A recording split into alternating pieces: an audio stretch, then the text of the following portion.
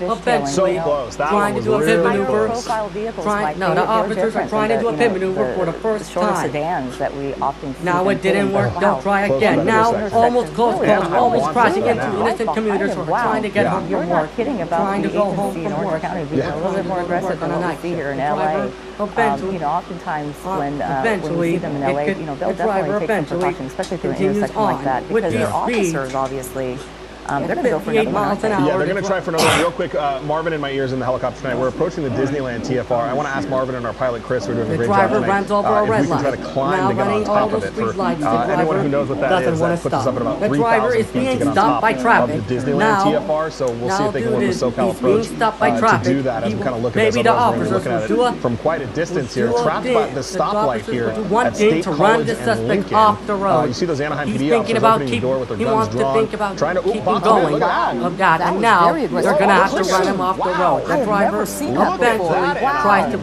tries to get away from police, but a police cruiser crosses into a fence. But they try to run him off the road. It didn't work. He keeps going at 30, 40, 50 miles an hour. With these speeds at 35 miles an hour, the pit maneuver was required. Up to the sidewalk. Up now at 50 miles an hour. As what it looked like was going to be a pit maneuver. Yeah, a pit maneuver, and I thought they were maybe just going to try to box him in. And I don't know if the suspect started to try to drive a little bit, and that's what caused this guy to say no thanks, I'm going to keep going, and then they pushed him. But now we've got some damage to the side of the truck here.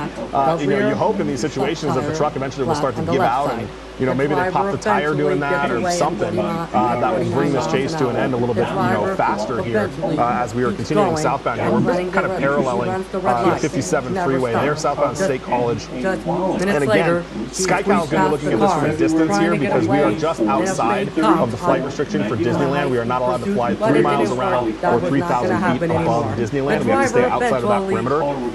It's just a long-standing, it's called TFR, but really permanent. On the right side of the screen here, we're going to show you the replay from that pit maneuver. The first one where they just kind of kissed the bumper really close there. Susie, I want you to see on the right side of the screen, the top right side of the screen, the speedometer from SkyCal. They tried that pit maneuver at almost 50 miles an hour. On surface streets. On surface streets. Here's where they start pushing him, and look at that. They try to box him in a little bit. The guy is driving, so he hits the gas, and that's what causes the officer to push him. Almost gets him pinned in against that electrical box there, but then he keeps going. 38 miles an hour.